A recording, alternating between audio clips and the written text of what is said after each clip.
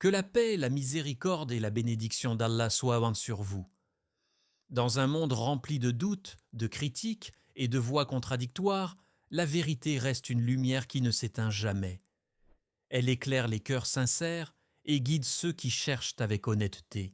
Parfois, cette vérité se révèle dans les moments les plus inattendus, même à travers un débat. As-tu pensé aujourd'hui à ton retour vers Allah? Et si cette vidéo était un rappel qu'Allah voulait que tu entendes?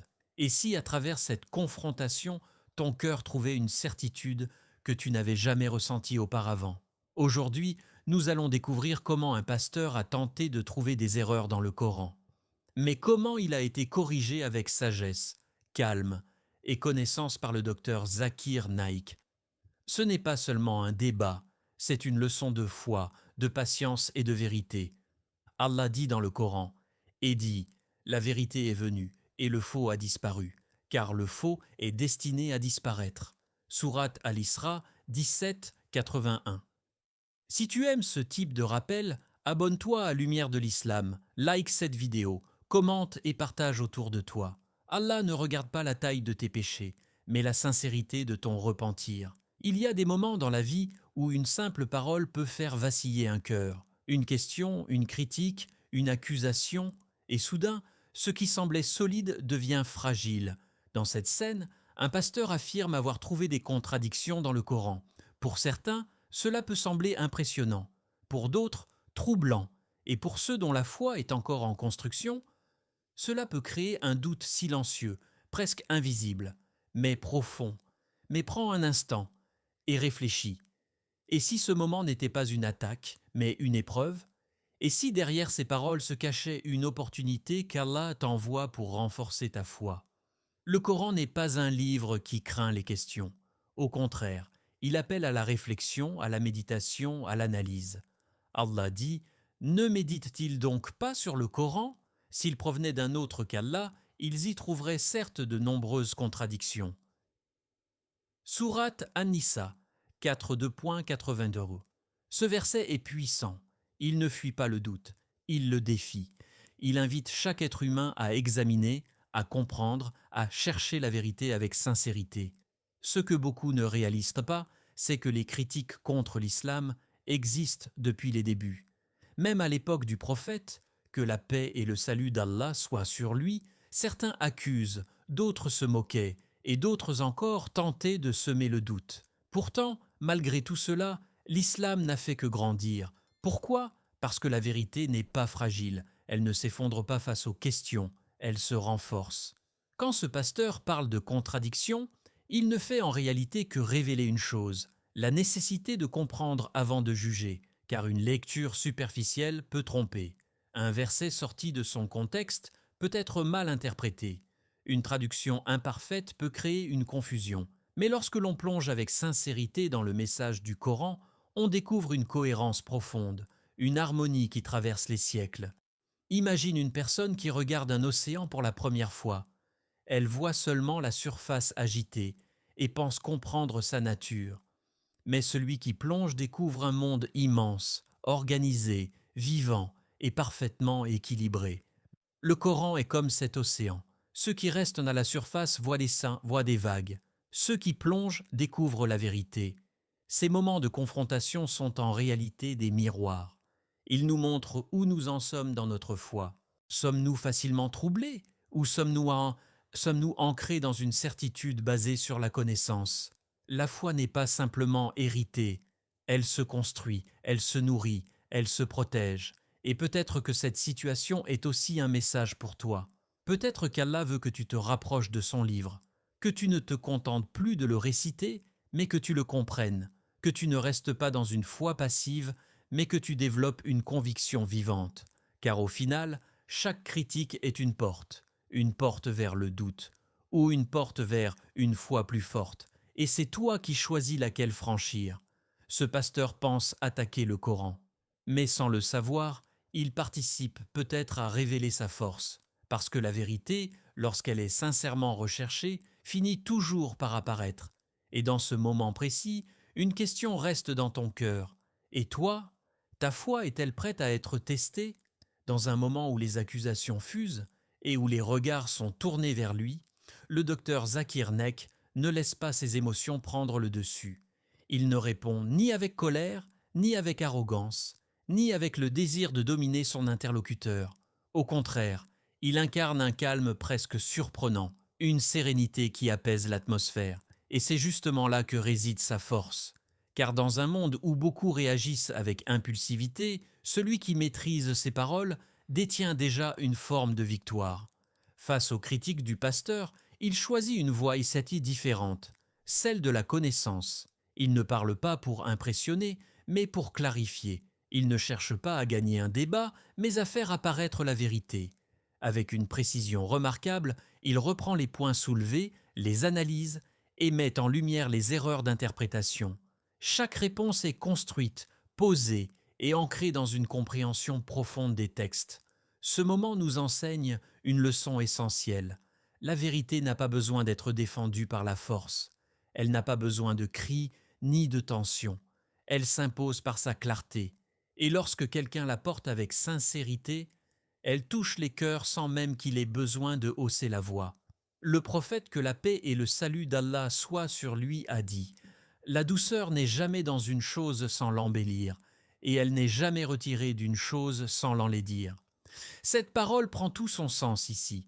La manière dont le docteur Zakir Naik s'exprime embellit le message qu'il transmet. Elle rend la vérité accessible, compréhensible et même apaisante. Il est important de comprendre que la sagesse ne consiste pas seulement à savoir quoi dire, mais aussi comment le dire. Une vérité mal exprimée peut être rejetée, même si elle est juste. Mais une vérité présentée avec douceur peut pénétrer même les cœurs les plus fermés. Et c'est exactement ce qui se produit dans cette scène. Le docteur Zakir Naik ne cherche pas à humilier le pasteur. Il ne se moque pas de lui, ne le rabaisse pas. Au contraire, il lui répond avec respect. Et ce respect crée un espace où le dialogue devient possible. Car lorsqu'une personne se sent attaquée, elle se ferme. Mais lorsqu'elle se sent écoutée, elle commence à réfléchir. Cette attitude est une véritable leçon pour chaque musulman. Trop souvent, face aux critiques, certains réagissent avec colère ou agressivité. Mais cela ne fait qu'éloigner les gens de la vérité. L'islam ne se défend pas avec la dureté, mais avec la sagesse. Allah dit dans le Coran « Appelle au sentier de ton Seigneur avec sagesse et bonne exhortation et discute avec eux de la meilleure façon. » Sourate An-Nahl 16, 125. Ce verset n'est pas seulement un conseil, c'est une méthode, une manière d'être, une manière de représenter l'islam dans un monde rempli de jugements et de malentendus. En observant cette scène, on réalise que la véritable force ne réside pas dans la domination, mais dans la maîtrise de soi. Le docteur Zakir Naik aurait pu répondre avec dureté, mais il a choisi la patience. Il aurait pu ignorer, mais il a choisi d'expliquer. Et c'est ce choix qui fait toute la différence. Car au final, ce ne sont pas seulement ses arguments qui marquent les esprits, c'est son comportement. C'est cette combinaison entre savoir et sagesse qui transforme un simple débat en un moment de guidée. Et peut-être que ce moment te parle directement. Peut-être qu'il te montre que, toi aussi, tu peux être un porteur de vérité. Non pas en imposant, mais en éclairant. Non pas en attaquant, mais en invitant. Car parfois, un cœur ne change pas à cause d'un argument, mais à cause de la manière dont cet argument est transmis. Dans un monde où tout va vite, où les opinions se forment en quelques secondes et où chacun pense détenir la vérité, il devient facile de juger sans réellement comprendre. Une phrase sortie de son contexte, un verset mal interprété, une vidéo partielle, et voilà qu'une conclusion est tirée. Mais lorsqu'il s'agit du Coran, ce type d'approche peut être non seulement injuste, mais aussi profondément trompeur. Beaucoup de critiques contre l'islam ne naissent pas d'une réelle analyse, mais d'une compréhension incomplète. Lire un verset sans connaître son contexte, sans comprendre la langue dans laquelle il a été révélé, ou sans connaître les circonstances de sa révélation peut totalement changer le sens du message. C'est comme lire une phrase au milieu d'un livre et prétendre en comprendre toute l'histoire. Le Coran n'est pas un texte ordinaire. Il ne se lit pas comme un simple livre. Il demande du respect, de la réflexion et surtout de l'humilité. Il invite le lecteur à ralentir, à méditer, à se questionner sincèrement. Allah nous appelle à réfléchir, pas à juger hâtivement, car la vérité ne se dévoile pas à celui qui survole, mais à celui qui s'arrête et cherche avec sincérité. Dans ce débat, ce que nous voyons est un exemple clair de ce danger. Une interprétation incorrecte peut donner l'impression d'une contradiction. Mais lorsque le contexte est rétabli, lorsque les mots sont compris dans leur profondeur, cette contradiction disparaît, et ce qui semblait être un problème devient en réalité une preuve de cohérence. Imagine quelqu'un qui regarde une mosaïque de très près. Il ne voit que des morceaux de couleurs séparés et pense que tout est désordonné. Mais lorsqu'il recule, il découvre une image magnifique, parfaitement organisée. Le Coran est comme cette mosaïque. Chaque verset a sa place, son contexte, son sens. Et ce n'est qu'en prenant du recul et en cherchant sincèrement que l'on peut voir l'harmonie globale. Allah nous rappelle une règle essentielle. Demandez donc aux gens du rappel si vous ne savez pas. Sourate An-Nahl 16:43. Ce verset nous enseigne une attitude fondamentale, reconnaître ses limites. Il n'y a aucune honte à ne pas savoir. La vraie faiblesse, c'est de prétendre comprendre sans chercher à apprendre. Dans notre époque, beaucoup préfèrent affirmer plutôt que questionner. Mais celui qui cherche la vérité doit avoir le courage de dire « Je ne sais pas, mais je veux comprendre ».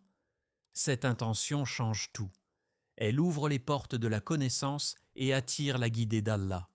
Chercher à comprendre avant de juger, c'est aussi un signe de sincérité. Car celui qui est sincère ne cherche pas à avoir raison. Il cherche la vérité. Et parfois, cela demande de remettre en question ses propres idées, ses préjugés ou même ce que l'on pensait être évident. Ce point est aussi un rappel pour chaque musulman. Avons-nous réellement pris le temps de comprendre notre religion? Ou nous contentons-nous de ce que nous avons entendu sans approfondir? Car pour répondre aux critiques, il ne suffit pas d'avoir de la foi, il faut aussi avoir de la connaissance. Le Coran est une lumière, mais encore faut-il ouvrir les yeux pour la voir. Et ces moments de débat sont des rappels puissants. Ils nous montrent que la compréhension est une responsabilité envers nous-mêmes, mais aussi envers la vérité. Car au final, juger sans comprendre peut éloigner de la vérité, tandis que chercher à comprendre peut transformer un doute en certitude. Et peut-être qu'aujourd'hui, ce message est une invitation pour toi, celle de ne plus te contenter de croire, mais de comprendre profondément ce en quoi tu crois. Ce que nous venons de voir ne doit pas être perçu comme une simple victoire dans un débat. Ce n'est pas seulement un moment où des arguments ont été échangés et où une vérité a été clarifiée. C'est un miroir. Un miroir dans lequel chaque musulman doit se regarder avec sincérité, car au fond, la vraie question n'est pas « qui a gagné ce débat ?», mais plutôt « et moi, suis-je prêt face à ce type de situation ?» Dans un monde où les doutes circulent plus vite que la lumière, où les critiques sont accessibles en quelques clics, il devient essentiel de se poser une question honnête. Connaissons-nous réellement notre religion? Pas seulement en surface, mais en profondeur. Pas seulement ce que nous avons entendu, mais ce que nous avons compris. La foi n'est pas quelque chose de figé, elle est vivante, elle grandit, elle s'affaiblit, elle se renforce. Et comme toute chose vivante, elle a besoin d'être nourrie. Sans connaissance, la foi peut devenir fragile, elle peut vaciller au moindre doute, au moindre questionnement. Mais lorsqu'elle est enracinée dans la science, elle devient stable, solide, presque inébranlable. Le prophète, que la paix et le salut d'Allah soient sur lui, a dit « Chercher la science est une obligation pour chaque musulman. » Cette parole n'est pas à prendre à la légère.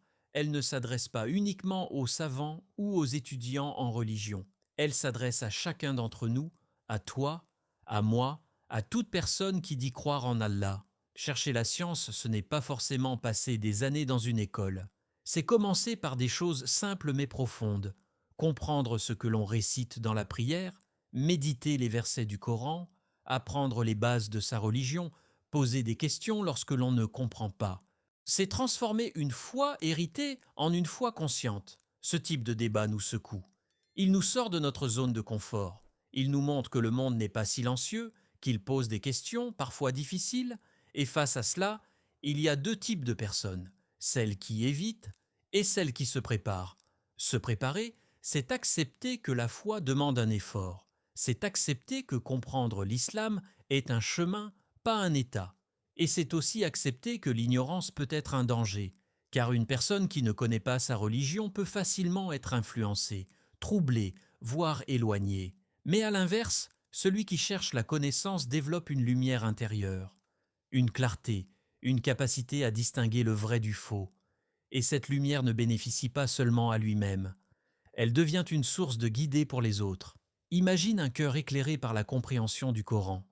Un cœur qui ne récite pas seulement, mais qui ressent. Un cœur qui ne doute pas facilement, car il sait sur quoi il repose. C'est ce type de cœur que ce rappel veut éveiller. Ce moment est donc une invitation à ouvrir le Coran, non pas par habitude, mais avec intention, une invitation à apprendre, même petit à petit, une invitation à ne plus rester passif face à sa propre foi, car au final, dans un monde rempli de questions, seuls ceux qui cherchent sincèrement la connaissance resteront fermés. Les autres risquent d'être emportés par les vagues du doute.